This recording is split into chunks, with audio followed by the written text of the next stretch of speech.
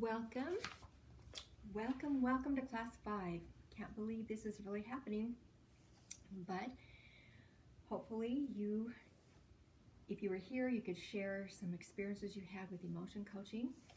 And before we do that, I forgot last week, we forgot to put the puzzle piece number 4 into our family, so you can see that we are building our family. It's coming closer into view, and so today we're going to try to get that 5th piece in place of our puzzle. So to begin with, let's take a moment to review that 6th guiding principle we talked about last time. Feelings must be validated. Every child has a right to feel what he feels, and so the way we validate feelings is to practice emotion coaching. I would love to hear your stories if you were here, because that is such an essential part of helping your child to understand their feelings. My fear is that you will feel about emotion coaching as I felt about CPR years ago. When I first learned CPR, it felt like such a complicated process that there were so many details that I knew that if I ever had to use it, I would never remember what to do and that I would fail. Well, I'm happy to report that current recommendations for CPR to the general public are just 2 steps. Unless you are a licensed, trained professional, there are only 2 simple steps to follow. First, call 911. Second, push hard and fast in the center of the chest. I think that's doable. I think I could remember those 2 steps and do them. Well, remember that the main goal of CPR is to just restart the heart. Similarly, do you feel that there's too many steps in emotion coaching for you to be successful at it? If that's the case, just let me simplify the process. And remember that the main goal of emotion coaching is to validate your child's feelings. And for this to happen, I'm just going to give you 2 simple steps. Here's kind of the steps of emotion coaching, and they just seem too overwhelming. But let's kind of break those down into just 2 steps. First, you're just going to be aware that they're having emotion and recognize this as an opportunity. That's the first step. They're having emotion. This is a great opportunity. That's step 1. Second, name your child's feelings as you're listening to them. Listen to validate, name their feelings, and guide them to better options. So that's basically it, is recognize that they're having a feeling and name it and guide them. Because remember, the main goal of emotion coaching is to validate your child's feelings. So hopefully that simplifies the process, and try to remember that all feelings are acceptable and the child can't change his feelings just because you tell him to. As you continue to practice emotions coaching skills by engaging with your child and helping him recognize and name his feelings, something incredible happens, or there's a side benefit from doing this. Children who can recognize, label, and talk about their feelings in an atmosphere of acceptance are more likely to keep the commandments and resist temptation. What a great benefit. As well as, in addition to recognizing and labeling a feeling, this often drains off the energy that they would use to act out. For example, a child who has had a favorite toy taken away from him, if he doesn't know how to talk about his feelings, the only thing he can do is act out physically or run and tell an adult. But if he can say, "You're making me feel angry right now," or whatever else he's feeling, he's in a far better position than the child who is unable to do so. So that is kind of our little review on emotion coaching. We're going to keep doing it. That is one of the steps, one of the principles on our track, and let's quickly review those other ones. Remember, we have to know what the track looks like if we're going to stay on it. So remember, charity is essential. So we're going to pray daily for that gift. Emotional tanks must be filled, so we are going to express unconditional love in those ways that we've been talking about. Remember that you will never be a better parent than you are a person. Sorry about that. So we have to become positive, happy people by practicing the Magic 5 to stay alive, to get us into that position. The quality of the parent-child bond depends upon the quality of the marital bond, so nurture the marriage relationship. behavioral problems are relationship problems. So build a come unto me relationship. Remember that come unto me relationship. Can you see it over here? The understanding child development. Listen to understand, be kind, and show empathy. That is how we need to be when we're doing emotion coaching, is have that kind of an attitude. The come into me relationship is an attitude that we want to have. So let's look at some stories really quickly that illustrate the importance of naming feelings and practicing empathy, kind of examples of emotion coaching, so that you can kind of see how they will work in your life. If you haven't had an experience yet, here's some examples that may help you. First of all, let's talk about Mark. Mark is an 8-year-old boy who comes home from school. He goes into his room to change his clothes, and there he finds his 4-year-old brother Timmy sitting in his room playing with his Legos. Well, angrily, Mark forcefully pushes Timmy out of the room and shouts, "How many times have I told you to leave my Legos alone? I don't want you ever to touch my things again." Well, of course, Timmy runs sobbing to Mother in the kitchen, and she tries her best to comfort the tearful Timmy. Then she hurries down to Mark's room and says, "Mark, you are older and know more about leaving other people's things alone than Timmy. I want you to apologize to your little brother right now." Mark stubbornly refuses, replying that Timmy should not have been playing with his Legos. Then Mother closes the bedroom door after telling Mark that he can come out of his room when he is ready to apologize to Timmy. Mark screams at the closed door, "I'll never come out because I'll never apologize." Okay, apparently Mark did not have the skill to tell his little brother Timmy how he felt when he saw him playing with his Legos. And then Mother became so emotionally involved in this altercation between the two boys that she too was unable to recognize the feelings of either child. She seemed more interested in the right behavior. What's the right thing? What's the right thing that should happen here? And she just ignored the feelings of both of the boys. So what could Mark's mom have done to handle the situation so that everybody wins? There is a solution so that everybody wins. And that is by practicing emotion coaching. She could have said to the crying Timmy, with both boys present, she could have said, "Timmy, I know you wanted very much to play with Mark's Legos, but Mark is afraid you will lose them if he's not playing Legos with you because you're so young." That would make Mark very unhappy. Mark has said he would let you play Legos with him when he's home. He's feeling very angry right now, and because you played with his Legos when he wasn't home. When he's feeling less angry, you may ask him to play Legos with you. This explanation might have helped each child to recognize his own feelings and feel less angry because someone understood or accepted how he felt without accusing him of anything. No one got accused. Everyone was just validated in their feelings. And this is a crucial concept.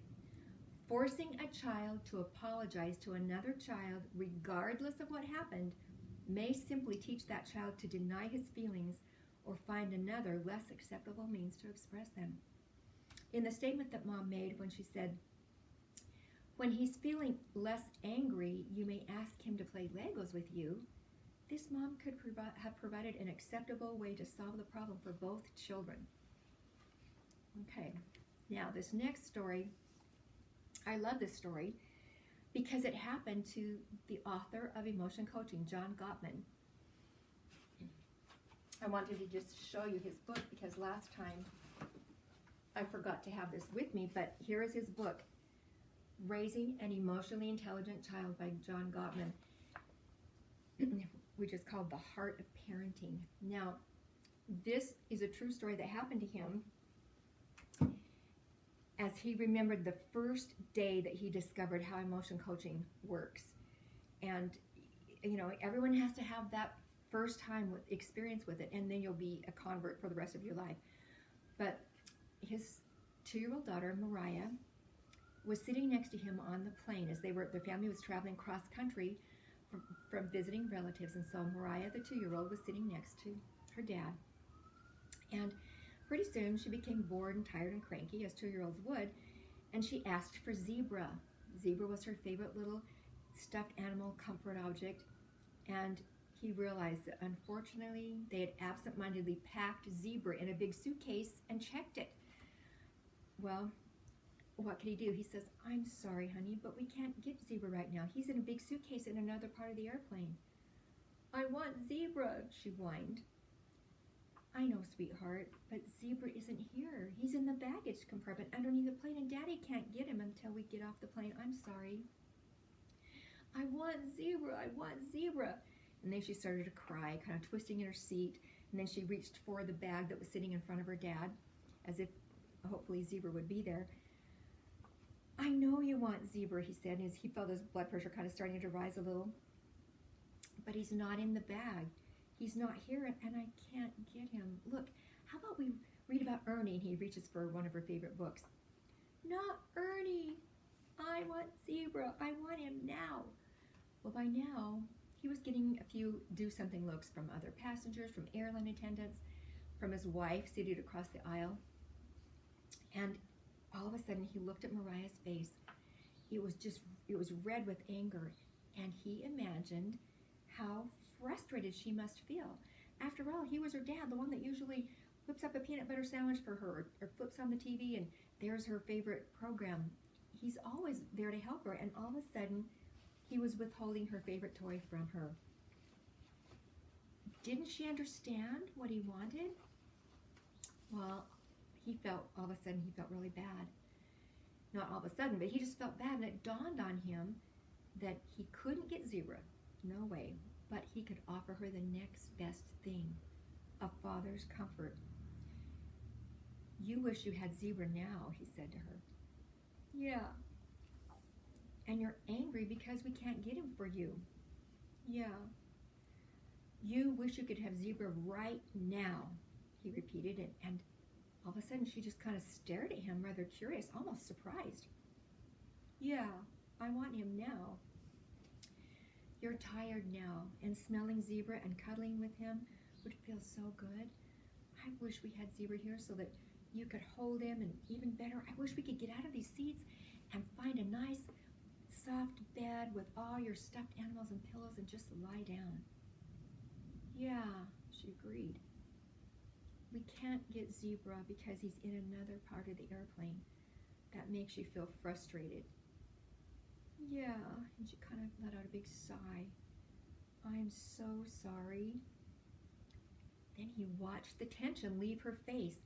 She rested her head against the back of her safety seat and continued to complain softly for a few minutes, but then she grew calmer and calmer until in a few minutes she was fast asleep. Although Mariah was only 2 years old, she clearly knew what she wanted, her Zebra. And once she began to realize that getting it was not possible, she still wasn't interested in any excuses or arguments or diversions.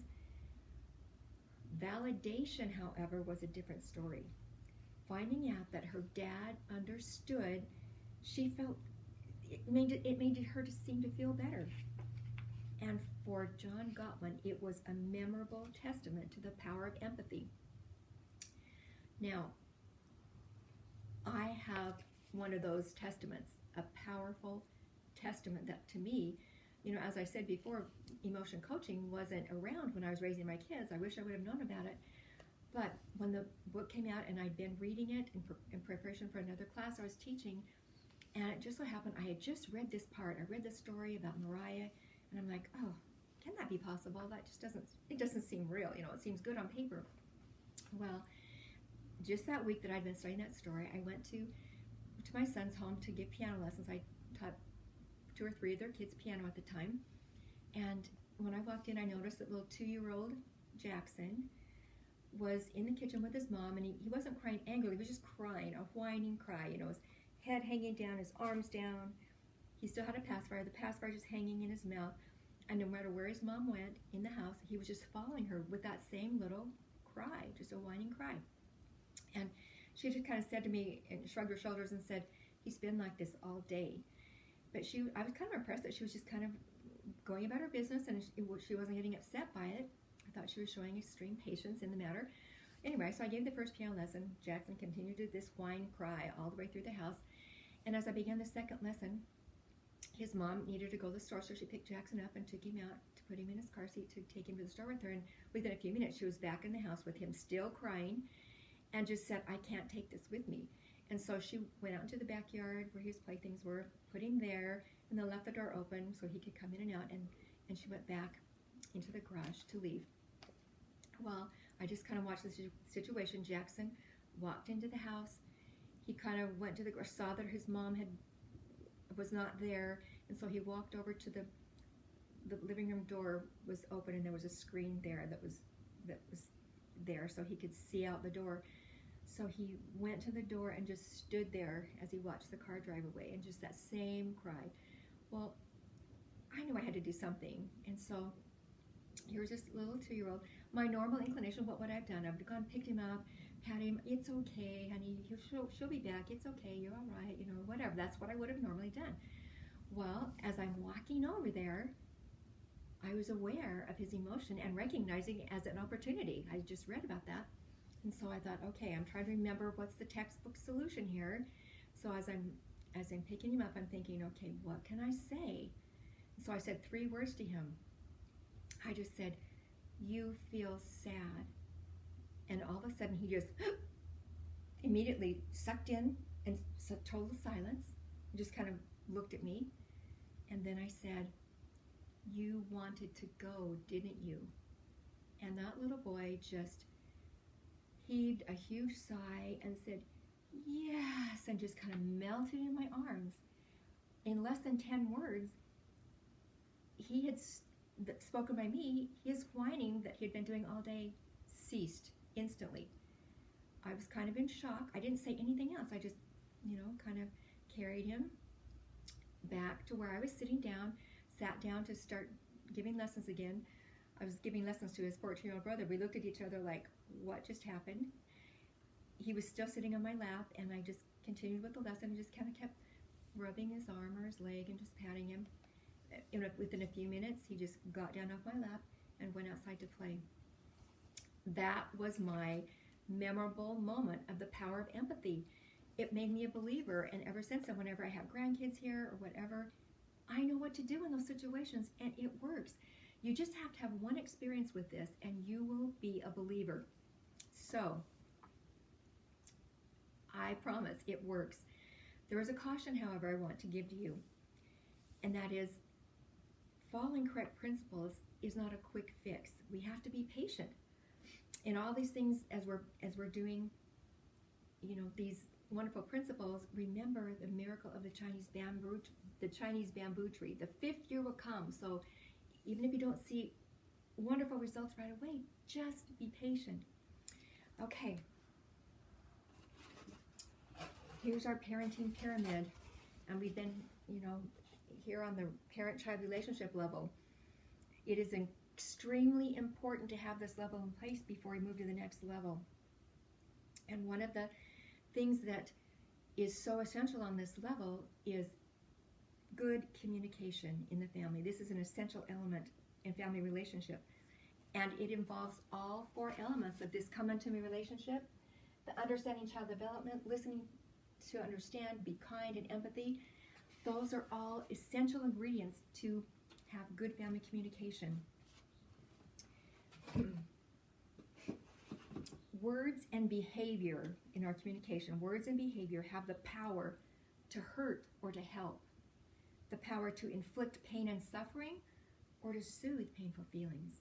They have the power to provoke doubt and fear or to instill faith and courage. That's why communication is so important in a family. Now, at this point, I have a little communication video DVD to show, and I made a copy of that. I've sent a link. I've sent you a link to be able to watch that. I want you to please watch that, and it reviews some of the wonderful things we've talked about in previous lessons, plus gives you some other tips for good family communication. So remember that the first step in improving communication is to recognize when a change needs to be made and be persistent in making the change. Now, in talking about change, here is another warning for you. When parents try something new with children, 2 things happen. First, children will kind of test parents to see if they'll stick to what they're doing, because we know the pull of habits. We struggle with our own habits, things that we've been doing for years. It can be difficult to change those patterns. So children might test us, and the second thing that happens is, even though we're trying to make the change, homeostasis comes into play. Do you know what homeostasis is? It's the body's tendency to stay the same, to snap back when a change is made. Even, the problem is that homeostasis works to keep things the same, even if the same is not very good. So realize that there's going to be a struggle here. It takes courage to stay on the path and change some patterns that perhaps that you've had for a long time. So that is our parent-child relationship level, something that needs to continuous work to keep strengthening. But we are ready to move to the next level, the teaching level of the pyramid. So to start off with, let's define discipline. Discipline comes from the word disciple, which means to follow. Do you know what a synonym is for discipline? I'd like to hear your responses there. But a synonym for discipline is training or teaching. And discipline is training a child in the way he should go in two areas. First, training him to develop orderly conduct or proper behavior. You want to train him to behave properly, and train him to develop self-control or responsibility. So that's what we want to do, is train children for proper behavior and responsibility. The prophet Joseph Smith taught the early saints correct principles and let them govern themselves. As parents, we can do the same for our children. Discipline is an excellent means of teaching proper behavior and responsibility to our children. But it's also one of the hardest challenges we face. If parents don't have a specific, deliberate plan for discipline, they're likely to just rely on instinct and emotionally react to each situation that comes along. Part of this specific plan should be to make a conscious decision to support one another. If there's two parents in the home, they both need to be on the same page. No training can be truly effective if both parents do not agree on the method of discipline. President Dallin H. Oaks said, "The father presides and has the ultimate responsibility in the government of the home. But parenting is obviously a shared responsibility. Both parents occupy a leading role in teaching their children, and both must counsel together and support one another." So to be unified as couples, you have to spend some time discussing ideas and planning approaches. It can't just be off the cuff. You have to come together. And so whether you have to, just plan a special time, maybe a weekend away together a few times a year or something, to just focus on planning your specific approaches to discipline, become unified in your feelings and objectives. Sometimes you may disagree with the way a spouse handles a problem with one of your children, but it's better to support your spouse in front of the child and talk about the problem later privately, so that the child will see a unified effort. So let me ask you, how does love relate to discipline? Well, love and discipline cannot be separated. The first fact to understand in order to have a well-disciplined child is that making a child feel loved is the first and most important part of discipline. First things first. First, practice unconditional love, then discipline. That's why we've been learning how to show unconditional love. Discipline is immeasurably easier when a child feels unconditional love. Without unconditional love, a child may react to guidance with anger, hostility, and resentment. It is a true statement, if you love your child, you must discipline your child. The problem is not whether or not to discipline. Providing discipline is our responsibility as parents. The problem is, how do we manifest love to the child through discipline? Often, discipline is confused with punishment, as though they were synonymous. In fact, as a young mother, if you would have asked me a synonym for discipline, I would have said punishment. I thought they were the same thing. I thought discipline and punishment meant the same. They are not the same. Discipline is positive guidance to good behavior. It's a way of communicating values to your child. Punishment, on the other hand, is inflicting something negative for poor behavior. There's little to be learned positively from being grounded, spanked, placed on a chair, or yelled at for wrongdoing. So, why do we punish? Punishment is mainly done for the parent, because when we punish, we feel like we're doing something, and we usually get an immediate reward because the behavior stops that we were trying to correct. We've all been informally taught how to look for mistakes and how to punish, but most of us have little training in how to look for and reward good behavior in people. Look for good things that they do, for complimenting on doing a good job on your homework, or praising for doing chores without being asked, or showing that you notice and appreciates a child's effort to be responsible.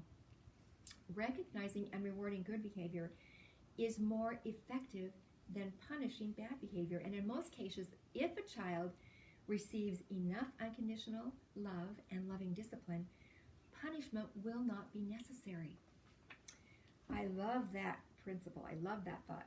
One of the best illustrations that I found that illustrates the difference between punishment and discipline is found in what I call the Boston Fern story.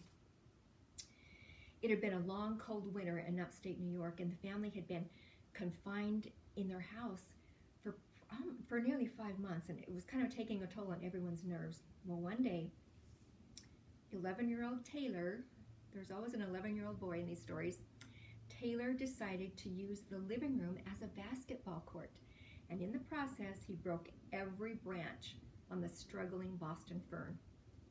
Well, faced with this dilemma, Taylor's mother could follow her natural inclination to hide the basketball for 2 weeks, send Taylor to his room for breaking a family rule, and broadcast his displeasure to everyone in the house, her displeasure.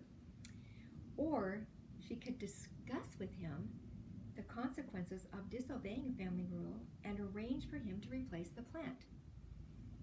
The contrast in these two approaches is the difference between punishment and discipline. Punishment is directed at the child. It is done to the child. Go to your room. Discipline is directed at the child's behavior. It is done for the child. Come unto me. True discipline is not emotionally charged, but punishment is frequently accompanied by uncontrolled emotions such as anger. And we will spend a great deal of time talking about anger in another lesson. But one of this week's assignments will be to evaluate where your responses to your children fall. Are you using punishment or discipline as you respond to an event that happens with your child? So now that we have a better understanding of discipline, let's look at 2 more essentials that are on the teaching level of the pyramid.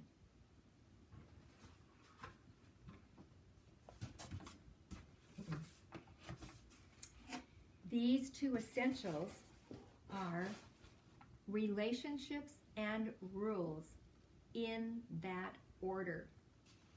That's why we've kind of been spending the first few classes on developing relationships, because we have to have a relationship before the rules. So now that we have that relationship, let's talk about where the rules come in.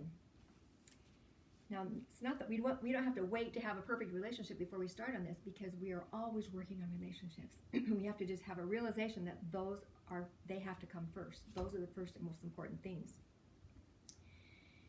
Order is an eternal principle. It is an important characteristic in the kingdom of God.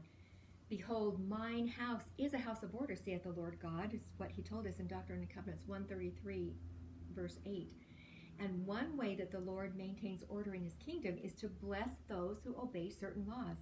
There is a law irrevocably decreed in heaven before the foundations of this world, upon which all blessings are predicated.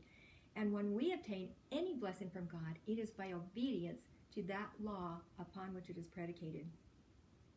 Orderly homes also operate on the same important principle. Family rules must be established and observed before the blessing of family harmony can be attained. Rules are used to discern disobedience from obedience. Excuse me. We actually teach disobedience when we fail to enforce rules. The Lord holds parents responsible to have children account to them. So let's talk about obedience. Obedience is the first law of heaven, but it should not be mistaken for conformity. Obedience requires the exercise of agency, because we know good will come of it. We have to choose to be obedient. Conformity, on the other hand, is compliance because of pressure. To be truly obedient, a person has to go beyond merely conforming, and like we said, they have to have a knowledge of the laws and a motivation to live the laws, and then choose to obey. There are times when we must make children obey in certain situations. We have to hurriedly make them obey. But if this is all we do, if we're always constantly just forcing the kids to obey, it removes their freedom because of the pressure we put on them. Yet if we put too little pressure, they may not obey at all. So how do we motivate a child to choose to obey? We must motivate him with our adaptable approach to family rules, and by teaching him to participate in a relationship with us to increase his agency. So let's talk about this. I'm going to explain what I mean by that. This is a very important concept. Rules in the family operate on two levels. You see here, there's a lesser law and a higher law. The lesser law governs our outward actions. It's kind of an example of the lesser law would be the law of Moses. It was a law that governed outward actions, correct? And so our family laws are kind of considered the lesser law. That's all of our outward actions are governed by family laws, correct? The higher law governs spiritual growth. It's what's going on inside. An example of that is the Savior's gospel of love, accompanied by the Holy Ghost. That's the higher law that's going on inside of us. And an example of the higher law in families is relationships. Okay. Now, if we give exclusive attention to only the outer manifestations, the lesser laws, only the outer the actions, then if we're always saying, is your work done? Stop acting that way. We're just focusing on the outward behaviors. The child may acquire the qualities of the Pharisees. We're just outward conformity, but no internal growth. On the other hand, if we increase our focus to handle internal relationships, internal conditions, then we set the stage for internal growth, and relationships develop to a higher level. Okay, so let's talk for a minute about children and their rules. There is no such thing as a family without rules. Any regular event in a family is a family rule. It may be informal rules, like, just family traditions or something that just kind of, they're not written out, but they're just like, that's what we do. Or they may be a formal rule, such as you have the rule of getting dressed before breakfast or something like that. Anything repeated often enough becomes a rule. And there are differences in the number of informal rules and formal rules. Informal rules just evolve naturally over time. They're just part of living, kind of routines. Formal rules are taught and enforced. So it is crucial for us to understand, let me put this down, for us to understand that a child's concept of rules changes as they mature. In fact, children's acceptance of parental authority depends on whether parents match their use of rules to the child's stage of development. Remember, part of this come to me relationship, the first thing is understanding child development. We have to understand that children's stages of development and rules change as they develop. So in order for any plan of discipline to succeed, parents must understand the stages of development, of rule development in children, and adapt to the child's individual level of maturity. Okay, so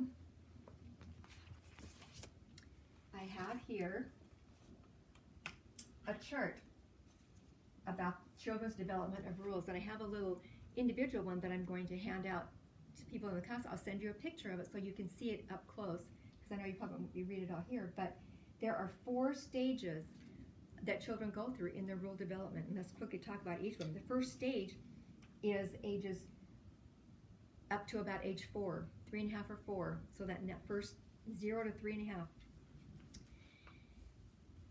Children in stage 1 have no concept of rules. It's not part of their development. They can't even understand them. So don't worry about formal rules to these kids.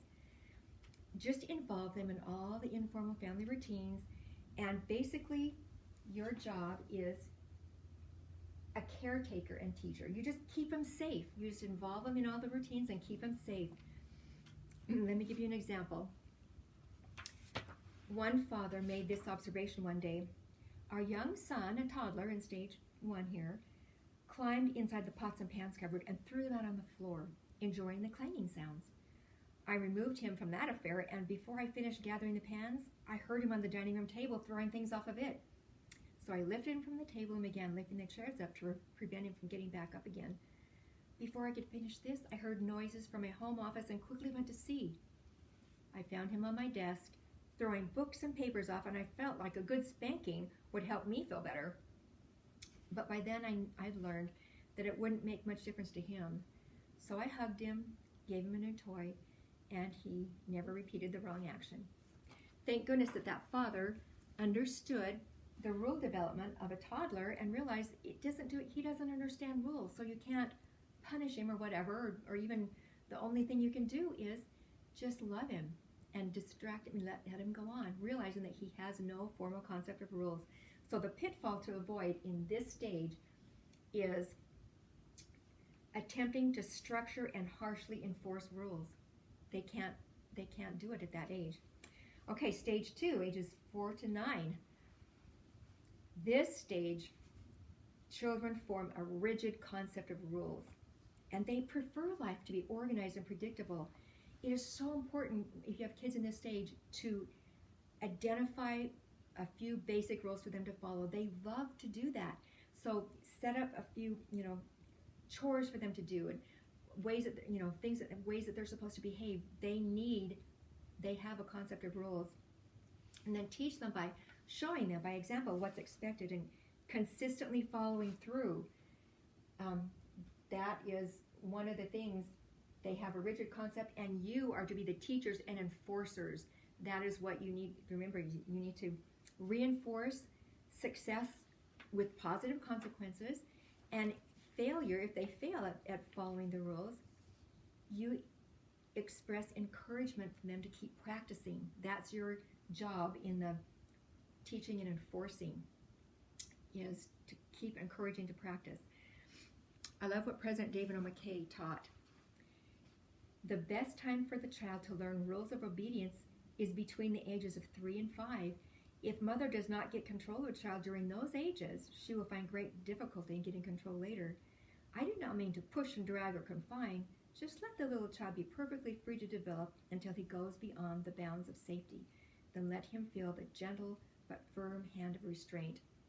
That kind of bridges those two stages right there, but it's so important for the child, especially in this stage 2, to feel what the rules are. They need to know the rules. And so the pitfall of this stage is lacking regularity in teaching and enforcing rules. We have to be, on top of that, we have to be regular in enforcing rules. Okay, let's go to stage 3, ages 10 to 12. This stage, the children are inclined to adapt rules. This is part of their development. They expect the rules and their enforcement to be logical. And so we need to increase our explanations and reasons for the rules. Expect the child to try to negotiate with you. Remember the story we had a couple weeks ago about Carl on the job chart? He didn't think it was fair, and he wanted some negotiations, and so that's the age. That's how Carl was in that stage, and that's what needed to happen. So at this stage, we become explainers and negotiators, and we need to begin to de-emphasize formal rules and clarify what to do in specific situations. We need to explain and negotiate things with them.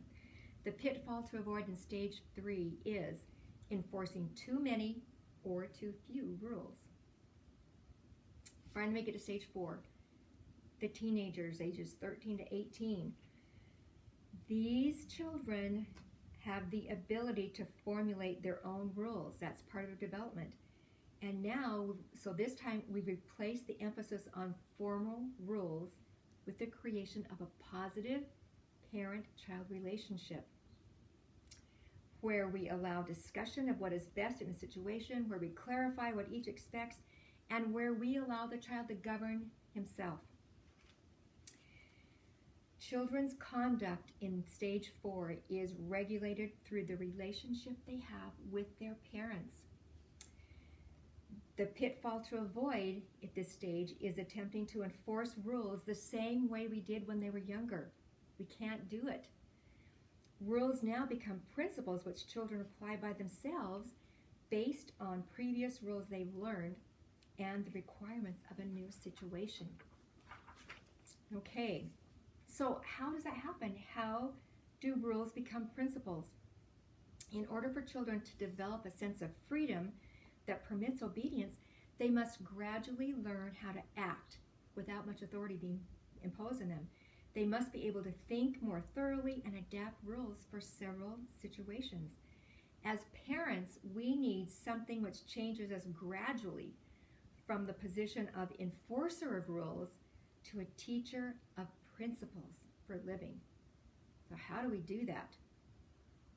This is done in the establishment of a positive parent-child relationship. We're going to call this, can I get this here? A governing relationship. Okay, so that's what we do. A governing relationship. This is a relationship which emphasizes relations with one another instead of reward or punishment of children, okay? It's the emphasis on relationships. Most child discipline techniques focus on enforcing rules to manage what children do, right? It's just all outward behavior. But we tend to overlook the extraordinary influence of the relationship between parent and child. If this relationship has the proper ingredients, it's much more effective in teaching children to correctly apply principles than any system of rules we could devise, because it is the higher law. This is what we focus on, the higher law. These are important, but they're lesser. The more important one is the higher law, the relationship. So the governing relationship has 4 ingredients that need to be in place for this to happen. The proper ingredients, the first ingredient in a governing relationship is that each person in the relationship, that means your child and you, are equally important. They may act differently, you may have different ideas, we have different experiences, but the idea is that you're on the same team, you're equal in importance. The next ingredient of the governing relationship is frequent communication. Tell each other your feelings and ideas. Keep each other informed of your activities, and tell each other if their plans change. Constant communication, frequent. The next ingredient is freedom and trust. You have to be able to say what you'll do and do what you say. Trust each other. That is so critical. And finally, the last ingredient is expressions of love. A governing relationship based on encouraging love, it is based on encouraging love. Love that is expressed to each other reinforces the value and influence of the relationship. So that is really a key, is being able to express love in the relationship.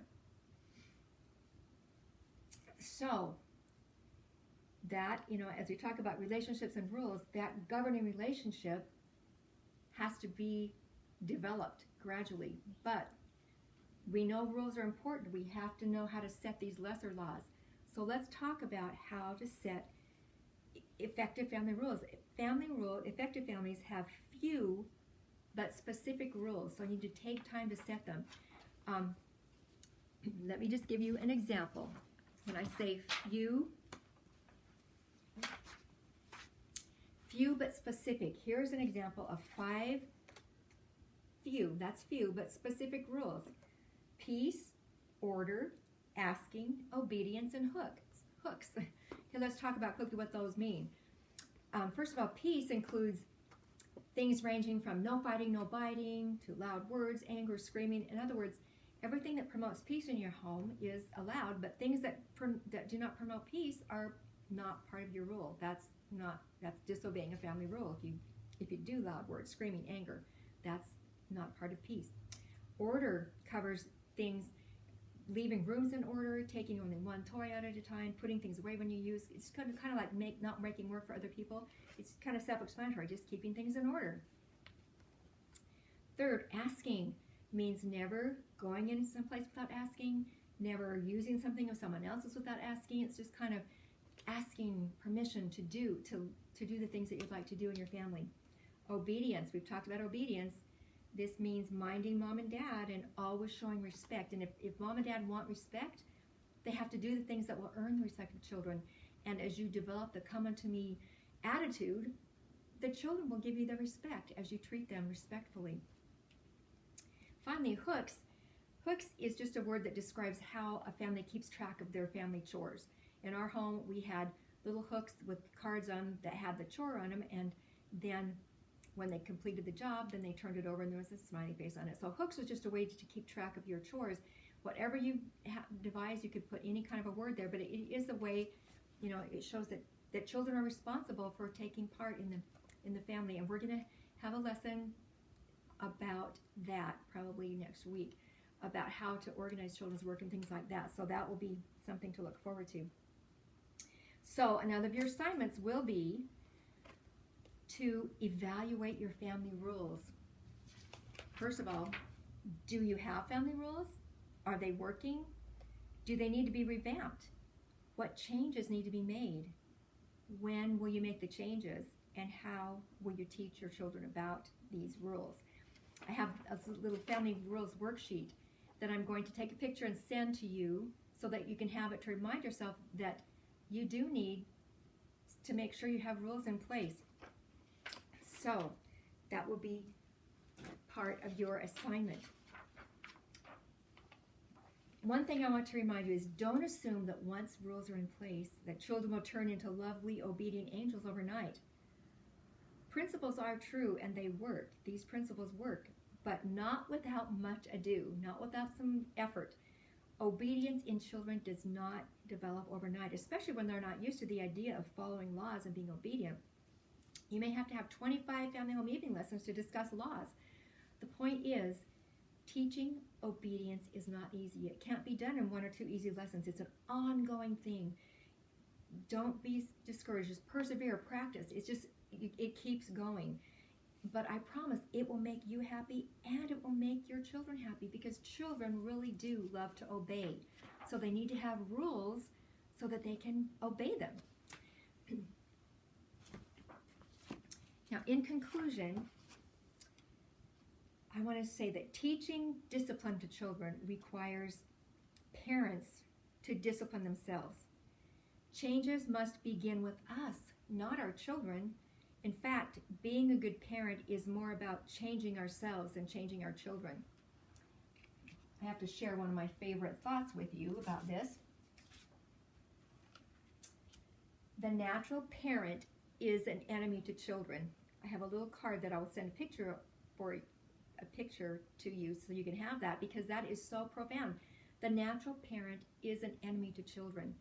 The natural parent is a parent who doesn't have deliberate plans, who is not in a place to respond to the Spirit, because that's what makes a person not a natural parent, is that they have the Spirit. They're praying every day for the gift of charity so that they can respond in the way the Spirit wants them to. But a natural parent is definitely an enemy to children. So here's this week's puzzle piece. Hopefully we can get that in there. So we're getting our family a little bit more clear. I want to give you your assignment. I'll show you what it is. Of course, in addition to continuing to practice all these outward skills we've been talking about, all the eye contact, physical contact, focused attention, practicing the love languages, you will make 2 important internal evaluations this week, internal evaluations. First, you will evaluate your responses to your children in regards, are they punishment or discipline? And second, you will evaluate your family rules and formulate a plan to succeed with that. So those are your assignments.